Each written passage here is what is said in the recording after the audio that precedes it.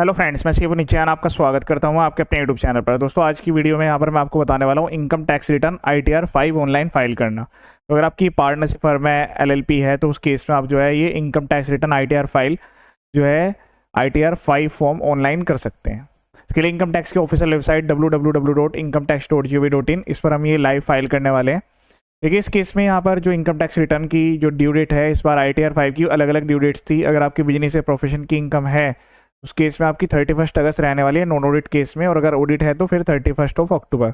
ऐसे पर्सन जहाँ पर जिन फर्म्स के ऊपर ITR 5 एप्लीकेबल है और उनकी कोई भी बिजनेस से प्रोफेशन इनकम नहीं थी, तो उनके लिए 31 जुलाई लास्ट डेट थी। तो इसमें ITR 5 में जो आपकी इनकम है वो यहाँ अलग अलग हेड्स ऑफ इनकम कवर रहती है, जैसे कि आपकी बिजनेस या प्रोफेशन से इनकम, अदर सोर्स से इनकम, कैपिटल गेन की इनकम आ रही है, या इनकम फ्रॉम हाउस प्रॉपर्टी। तो ये जो है 4 हेड्स ऑफ इनकम को कवर करती है ITR फॉर्म। सबसे पहले हम क्या करेंगे, जो भी पैन कार्ड है उसके द्वारा लॉगिन करेंगे। पैन नंबर डालना है, पासवर्ड डालकर लॉगिन कर लेंगे। लॉगिन करने के बाद आपके सामने इस टाइप का व्यू आएगा। फाइल करने से पहले AIS और 26AS जरूर वेरीफाई कीजिएगा। पहले हम यहाँ पर सेलेक्ट करेंगे एडजस्टमेंट ईयर, देन उसके बाद ऑनलाइन कंटिन्यू पर क्लिक करेंगे। स्टार्ट न्यू फाइलिंग पर क्लिक कर देना है। अब यहाँ पर आपको ऑप्शन मिलेगा, ये बाय डिफॉल्ट इंडिविजुअल रहने वाला है, इसमें आप अदर सेलेक्ट करेंगे। फिर यहाँ से कैटेगरी सेलेक्ट करेंगे कि जो आपकी जो एंटिटी है उसका नेचर क्या है। ठीक है, तो अभी मैं पार्टनरशिप फर्म के लिए फाइल कर रहा हूँ, ये मैं यहाँ पर पार्टनरशिप फर्म सेलेक्ट कर रहा हूँ। बाकी आपकी जो भी कैटेगरी है, AOP, BOI है, LLP है, वो आप सेलेक्ट कर सकते हैं। स्टेट पर क्लिक करेंगे। सेलेक्ट करने के बाद यहाँ पर आपको ITR 5 का ऑप्शन मिलेगा, प्रोसीड विद ITR 5। जो पार्टनरशिप फर्म है वो ITR 4 भी फाइल कर सकती है, उसके अपने फायदे और नुकसान भी हैं। हम यहाँ पर ITR 5 फाइल कर रहे हैं। अब सबसे पहले कुछ बेसिक डिटेल्स की रिक्वायरमेंट होती है, जैसे कि आपकी जो फर्म है या फिर LLP है उसका नेचर ऑफ बिजनेस क्या है, बेसिक डिटेल्स, इनकम किस किस कैटेगरी में है, जो भी पार्टनर्स हैं उनकी डिटेल्स, अगर कोई चेंज हुआ है ड्यूरिंग द ईयर तो वो सारी डिटेल्स की रिक्वायरमेंट आती है। ठीक है, तो इनकम में यहाँ पर जो है हाउस प्रॉपर्टी की इनकम नहीं है, कैपिटल गेन की इनकम नहीं है, तो मैंने इसको अनटिक कर दिया है। बिजनेस की इनकम है, तो यहाँ पर जो भी बिजनेस वाला पार्ट है इसको पूरा सेलेक्ट कर लेंगे। डेप्रिसिएशन, अगर आपके केस में फिक्स एसेट्स हैं तो डेप्रिसिएशन वाला पार्ट सेलेक्ट करना है। देन उसके बाद डिडक्शंस, तो कुछ स्पेसिफाइड डिडक्शंस ही होती हैं, स्पेशल कैटेगरी वाले जो यहाँ पर अलाउड की जाती है। टैक्स वाला पूरा पार्ट सेलेक्ट होना जरूरी है। अदर्स कुछ स्पेशल स्केड्यूल होते हैं। हाँ, ये carry forward, bro forward, loss वाला जो है ये स्पेशली आपको सेलेक्ट करना है। बाकी कोई एग्जाम इनकम है, रिलीफ ले लें, या फिर उसके अलावा फॉरेन एसेट से इनकम है तो फिर ये नीचे वाले स्केड्यूल लेने होंगे। कंटिन्यू पर क्लिक करना है। अगर आपको फर्दर कोई ऐड करने हैं तो यहाँ नीचे ऐड का बटन आता है, उसके द्वारा आप डिटेल्स ऐड भी कर सकते हैं। चलिए, अब सबसे पहले हम पहले पार्ट की बात करते हैं। पार्ट है जनरल इन्फॉर्मेशन, इस पर क्लिक करेंगे। तो यहाँ से सबसे पहले तो ये जो स्टेटस है वो सेलेक्ट करना होगा, जैसे मैंने आपको बताया था। इन सब के लिए ITR 5 फाइल हो सकती है। फिर सब कैटेगरी यहाँ पर सेलेक्ट करने का ऑप्शन आएगा। उसके बाद यहाँ पर ड्यू डेट, तो इस केस में 31 अगस्त है, मैंने सेलेक्ट कर लिया। जैसे कि मैंने आपको बताया था 31 जुलाई भी है, 31 अगस्त भी है, 31 अक्टूबर, और ये 30 नवंबर तो उनके लिए होते हैं जहाँ ट्रांसफर प्राइजिंग वाले प्रोविजन अप्लाई होते हैं, उस केस में स्पेशली ये कवर रहता है। ठीक है, उसके बाद पर्सनल इन्फॉर्मेशन, तो ये बेसिक डिटेल्स होती है। कॉन्टैक्ट, तो आपको कॉन्टैक्ट में email ID, mobile number, address, ये सब चीज़ें ध्यान रखनी होती है। जो आपका एड्रेस है वो यहाँ प्रॉपर्ली सही तरीके से आपको सेलेक्ट करना है। Email ID, mobile number active वाले आपको यहाँ पर कंसीडर करने होंगे। इसमें भी क्राइटेरिया इस बार जो है 2 एड्रेस मेंशन करने का है, वो आपको सेलेक्ट करने होगा, प्राइमरी एंड सेकेंडरी। अगर सेम है तो सेम भी सेलेक्ट कर सकते हैं। फाइलिंग स्टेटस, तो यहाँ पर आप देख रहे होंगे, इसमें ऑप्शन देखने के लिए मिलेगा आपको 139 सबसेक्शन 4, जबकि हमारे यहाँ पर हम ड्यू डेट के अंदर ही फाइल कर रहे हैं। 139 सबसेक्शन 1 हमें सेलेक्ट करना है, क्योंकि हमारी जो इनकम है वो बिजनेस की भी है। फिर उसके बाद यहाँ पर पूछा जा रहा है कि आप एक बिजनेस ट्रस्ट है, तो इस केस में नो है।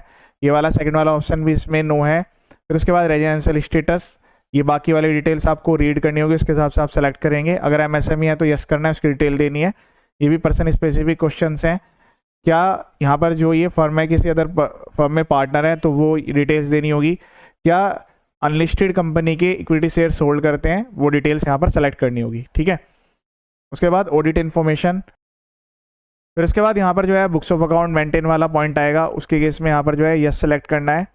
अगर यहाँ प्रिजम्पटिव में आप यहाँ पर दिखाते हैं इनकम, क्योंकि देखिए ITR 5 में जो है वो प्रिजम्पटिव इनकम को कवर किया जा सकता है, तो अगर आप इसको प्रिजम्पटिव इनकम में दिखा रहे हैं तब यहाँ पर आपको books of account banana mandatory नहीं होता है। ठीक है, तो हम यहाँ पर 44 AD में सेलेक्ट नहीं कर रहे हैं, हम इसको नॉर्मल बिजनेस में ही कंसिडर कर रहे हैं।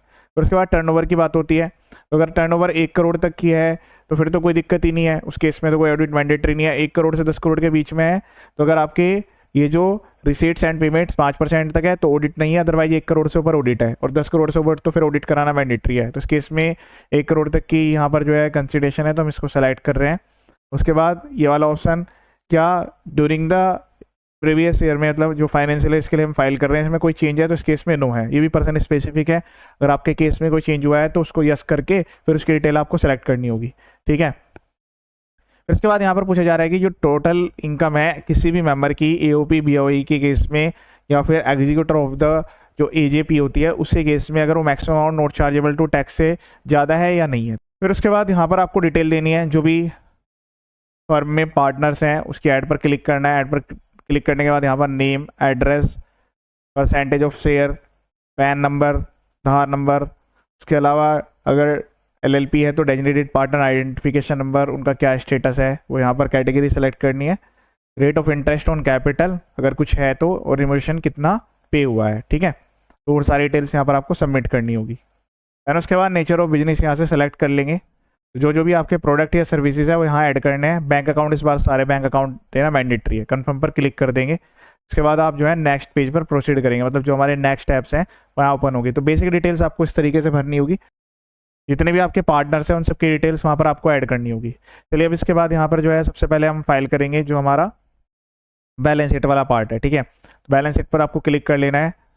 बैलेंस शीट पर क्लिक करने के बाद यहाँ पर आपको कुछ कंडीशंस दिख रही होगी। वैसे तो मैंने आपको बता दिया कि जब आप नॉर्मल केस कवर कर रहे हैं जहाँ पर 44AD नहीं है, तो उस केस में आपको जो है प्रॉपर्ली जो भी अपने बुक्स ऑफ अकाउंट है वो सही तरीके से प्रॉपर्ली मेंटेन करने हैं, ठीक है। तो यहाँ पर कुछ इसके लिए पॉइंट्स भी दिया गया है, उसको आपको एक बार चेक करना होगा कि regular books of account mandatory है 44AA केस में, उसके लिए कुछ स्पेसिफाइड कंडीशंस है, ठीक है। अब यहाँ पर हमें सोर्स ऑफ फंड एंटर करना है, उसके बाद एप्लीकेशन ऑफ फंड को हम एंटर करेंगे। सोर्स ऑफ फंड में सबसे पहले एडिट पर क्लिक करेंगे, तो पार्टनर्स के जो भी कैपिटल है वो यहाँ पर आपको एंटर करनी होगी। उसके बाद जो भी डेबिट या क्रेडिट बैलेंस है, जो भी आपने रिजर्व्स दिखाए हुए हैं वो सब कुछ यहाँ पर फिल आउट करना होगा। तो अगर लोन है तो लोन की अलग अलग कैटेगरी हो सकती है। एक तो जो आपके सिक्योर्ड लोन है वो, एक अनसिक्योर्ड लोन है, उसमें भी जो आपके बैंक से हैं वो अलग होंगे, कोई रिलेटेड पार्टीज है वो अलग होगा, अदर लोन अलग होंगे। तो ये कैटेगरी है, इस तरीके से आपको ये डिटेल्स एंटर करनी होगी। कोई अगर आपने एडवांस जैसे लिए हुए हैं से रिलेटेड पार्टी, तो ये वो वाला पॉइंट आ गया, किसी अदर पर्सन से एडवांस लिया हुआ है, मतलब ये लायबिलिटी है फर्म के रिगार्डिंग, तो वो डिटेल्स आपको यहाँ डालनी है सोर्स ऑफ फंड में। और सोर्स ऑफ फंड का टोटल जो है वो आपका एप्लीकेशन ऑफ फंड से मैच होना जरूरी है। चलिए मैं पहले बैलेंस शीट से डिटेल्स एंड यहाँ पर एंटर कर लेता हूँ। तो यहाँ पर आपको डिटेल्स एंटर करनी होगी, ठीक है।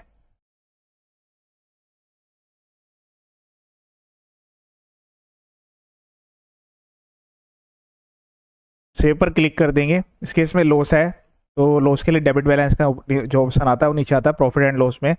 अब फिक्स एसेट्स, तो जो भी आपके फिक्स एसेट्स हैं ग्रोस ब्लॉक यहाँ एंटर होगा, उस पर जो भी डेप्रिसिएशन है वो यहाँ एंटर करेंगे। इस केस में फिक्स एसेट नहीं है।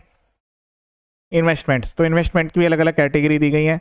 आपका इक्विटी में इन्वेस्टमेंट है, अदर कोई इन्वेस्टमेंट है, वो डिटेल्स आपको इस वाले हेड में यहाँ पर फिल आउट करनी होगी। काफ़ी डिटेल कैटेगरी है, प्रॉपर्ली सही तरीके से सेलेक्ट करके एंड करेंगे। करंट एसेट्स, तो उसमें इन्वेंट्री जाएगी, इन्वेंट्रीज के भी अलग अलग टाइप्स हैं। उसके बाद डेटर्स, तो डेटर्स में आपको more than 1 year and other जो भी हैं वो यहाँ पर स्पेसिफाइड करने होंगे। कैश बैलेंस, बैंक बैलेंस का अलग से ऑप्शन दिया गया है, कोई इसके अलावा अदर एसेट्स है तो वो यहाँ डालनी होगी। वे लोन्स एंड एडवांसेस में जो भी एडवांस इस टाइप के हैं जो कि आपका कैश में और फिर काइंड में रिकवरेबल है, वो डिपॉजिट्स या कोई भी लोन आपने जो दिए हुए हैं, कोई एडवांस दिए हुए हैं, या फिर रेवेन्यू अथॉरिटीज़ के पास आपका कोई भी बैलेंस है, वो डिटेल्स यहाँ पर आपको एंटर करनी होगी, ठीक है। For the purpose of profession and non profession, ये यहाँ पर अलग अलग दोनों की कैटेगरी आपको बतानी होगी। ये तो आपका एसेट वाला पार्ट हो गया। फिर इसमें आपकी जो करंट लायबिलिटीज होती है या कोई प्रोविजंस है उनकी डिटेल यहाँ पर आपको देनी होगी, ठीक है। तो इसमें डेट आपके ऊपर हमने डेटा सेंटर किए थे, यहाँ पर क्रेडिटर्स और जो भी आपके अदर पेबल्स हैं वो डिटेल यहाँ पर आएगी। कोई इनकम टैक्स का प्रोविजन है वो आएगा, और यहीं पर ही आपको जो है मिसलेनियस के भी ऑप्शन दिया जाता है। जैसे मैंने आपको बताया था लॉस, जैसे आपका लॉस आ रहा है प्रॉफिट एंड लॉस में, तो डेबिट पार्ट यहाँ पर आपको एंटर करना होगा। इस तरीके से यहाँ पर जो है हम डिटेल्स एंटर करेंगे। जो भी आपकी एक्चुअल बैलेंसेस हैं वो आपको डिटेल एंटर करनी होगी। जो आपका सोर्स ऑफ फंड है, एप्लीकेशन ऑफ फंड है, दोनों का टोटल बराबर हो, ठीक है। सेव पर क्लिक कर देंगे। उसके बाद यहाँ पर हमें कंफर्म पर क्लिक कर देना है। दैन उसके बाद हम यहाँ एंटर करेंगे trading profit and loss account. ये जो एंटिटी है मैन्युफैक्चरिंग वाली नहीं है, अगर आपकी मैन्युफैक्चरिंग वाली भी है तो वो फर्स्ट वाला पार्ट भी आएगा। रेवेन्यू फ्रॉम ऑपरेशंस, इसमें सर्विस और जो आपका गुड्स है वो दोनों ही कैटेगरी आपको अलग अलग एंटर करनी होगी। तो डिटेल्स है मैं यहाँ पर अलग अलग एंटर कर लेता हूँ। सेल ऑफ गुड्स और सेल ऑफ सर्विस आपको अलग अलग दिखाने की रिक्वायरमेंट आएगी। फिर उसके बाद अगर आपका प्रोफेशन है, ये तो आपका सेल ऑफ गुड्स हो गया, कोई प्रोफेशनल इनकम आ रही है फर्म में तो उसकी डिटेल यहाँ पर आपको एंटर करनी होगी। उसके बाद हम सेव पर क्लिक कर देंगे। अब इसके बाद जो है परचेज की डिटेल एंटर करेंगे और उसके अलावा ओपनिंग क्लोजिंग स्टॉक की डिटेल्स हम एंटर करेंगे। आपके कोई डायरेक्ट एक्सपेंस है तो उसके लिए सेपरेट यहाँ पर डिटेल्स दी जाती है। तो उस केस में जो है परचेज है कुछ, उसके अलावा जो है स्टॉक तो यहाँ पर नहीं है ओपनिंग क्लोजिंग स्टॉक, लेकिन मैं आपको फिर भी बता देता हूँ। इसके लिए अलग से यहाँ पर ऑप्शन दिए जाते हैं। ओपनिंग स्टॉक यहाँ एंटर होगा और उसके अलावा क्लोजिंग स्टॉक यहाँ पर एंटर होगा। ठीक है, परचेज की वैल्यू है वो यहाँ एंटर करेंगे। इसके अलावा अगर आपकी फर्म में कोई इंटरडे ट्रेनिंग या फिर उसके अलावा फ्यूचर ऑप्शंस की टर्नओवर है तो वो डिटेल डायरेक्टली आती है। टर्नओवर की डिटेल डालनी होती है और नेट जो भी आपका प्रॉफिट है लॉस आ रहा है वो, अगर प्रॉफिट है तो प्लस में आएगा, बाकी अगर लॉस है तो माइनस में यहाँ पर डिटेल आएगी। फिर उसके बाद कंफर्म पर क्लिक कर देंगे।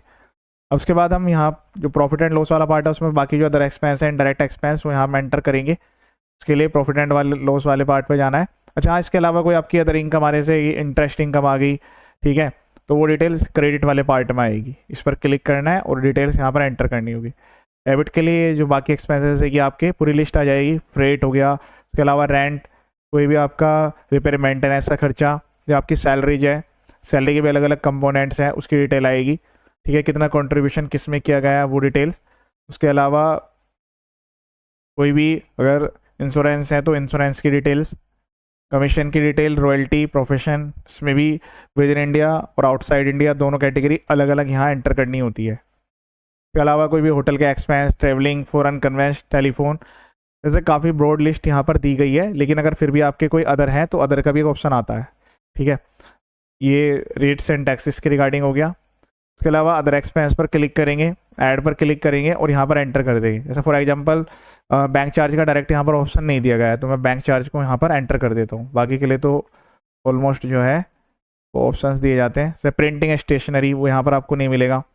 पोस्टेज एंड कोरियर तो वो टाइप के एक्सपेंस भी आपको यहाँ पर नहीं देखने मिलने वाले हैं। ठीक है, तो अभी मैंने यहाँ पर ये डिटेल्स एंटर कर लिया है। फिर उसके बाद आपका business promotion, conveyance, legal, professional, ये तो डायरेक्ट वहाँ पर है। ऑफिस एक्सपेंस ये भी वहाँ पर नहीं है तो ये भी मैं एंटर कर लेता हूँ अदर एक्सपेंस में ही।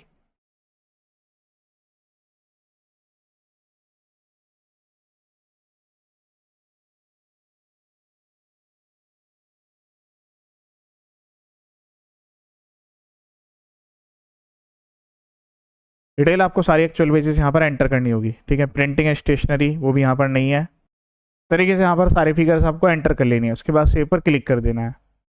तो ये रहा हमारा जो भी हमारा प्रॉफिट एंड लॉस का स्केड्यूल है वो हमने यहाँ पर प्रॉपर्ली फिल आउट कर लिया है। ठीक है, प्रीजेम्पटिव के लिए जैसे 4480 दिखाना हो 4480 वो यहाँ पर नीचे डिटेल्स दी जाती हैं। फिर उसके लिए हमें रेगुलर बुक्स वाले में डिटेल एंटर करने की रिक्वायरमेंट नहीं आती है। मतलब ITR फाइल में भी आप जो है प्रीजेम्पटिव यहाँ दिखा के फाइल कर सकते हैं, डायरेक्ट ITR 4 में भी जा सकते हैं। ठीक है, तो ये हमने प्रॉफिट एंड लॉस वाला स्केड्यूल फिल आउट कर लिया है। उसके अलावा जो भी आपके डेप्रिसिएशन है, अगर यहाँ फिक्स एसेट्स पर जो आपके डेप्रिसिएशन रहते हैं, प्रॉपर्टी प्लांट एंड मशीनरीज पर, तो उसके लिए स्केड्यूल दिए जाते हैं। इस पर आपको क्लिक करना होगा। तो प्लांट एंड मशीनरी का अलग से दिया रहता है और अदर का अलग से दिया रहता है। तो उसके लिए आपको डेप्रिसिएशन चार्ट इनकम टैक्स के अकॉर्डिंग जो रेट्स हैं वो कैलकुलेट करते हुए डिटेल्स इसमें एंटर करनी होती है। तो इस केस में ऐसा नहीं है तो मैं भी फिलहाल इसको यहाँ पर इस वाले पार्ट को स्किप कर रहा हूँ। उसके बाद हम जो है प्रॉपर्ली अपनी इनकम को कैलकुलेट करेंगे। हाँ, अगर आपने GST नंबर लिया हुआ है तो GST की भी डिटेल यहाँ पर एंटर करनी होती है, वो भी मैं आपको बताता हूँ। ऐड पर क्लिक करेंगे, यहाँ GST नंबर डालेंगे, जो भी आपके टोटल टर्नओवर है वो यहाँ एंटर कर देंगे। तो इस केस में GST नंबर नहीं है क्योंकि स्पेसिफाइड लिमिट्स होती है तो उस तक तो आपको GST नंबर लेने की मैंडेटरी रिक्वायरमेंट नहीं आती है। ठीक है, कोई अदर सर्विस जैसे आपके अदर सोर्स की इनकम आ रही है, जैसे मैंने आपको बताया था कि आपने कोई FD की हुई है बैंक में, उसका इंटरेस्ट आ रहा है वो यहाँ पे है, या फिर कोई अगर इन्वेस्टमेंट्स है उसमें डिविडेंड आ रहा है तो अदर सोर्स में आता है।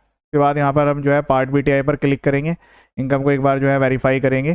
तो इस केस में क्या है कि इस बार इनकम आ रही है लेकिन कुछ पिछले सालों का लॉस आ रहा था, यहाँ जो है लॉस ऑटोमेटिकली कैरी फॉरवर्ड होगा और लॉस एडजस्ट होने के बाद जो भी नेट आपका होगा लॉस आगे वो यहाँ पर एडजस्टमेंट होगी। तो यहाँ पर मैं आपको दिखाता हूँ कैरी फॉरवर्ड ऑफ लॉसेज, जो भी आपका डिटेल्स ऑफ लॉसेज। तो इसमें क्या होता है कि जो आपकी प्रीवियस जो भी इनकम है उसके हिसाब से जो भी आपके लॉसेज आ रहे होंगे वो डिटेल यहाँ पर आपको देखने के लिए मिल जाएगी। तो ये जो डाटा है यहाँ पर एक प्रीफिल रहता है, लेकिन फिर भी आप एक बार जो है डिटेल्स को वेरीफाई कर लीजिएगा कि जो डिटेल्स यहाँ पर करेक्टली दिख रही है या नहीं दिख रही है।